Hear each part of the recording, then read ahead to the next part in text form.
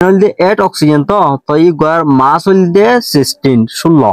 অন্তলে ego তো number of proton electron neutron দাও দিলে অন্তলে লাস্ট জন্য আছে গোল্ডেন নাম্বার অফ প্রোটন তো number of proton লইরে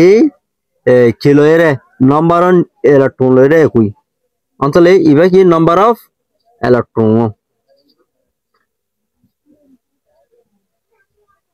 number of proton loi number of electron loi ego dalili auto number of neutron daur dalili mass number tun atomic number eta ki horo minus goro mass number hol de 16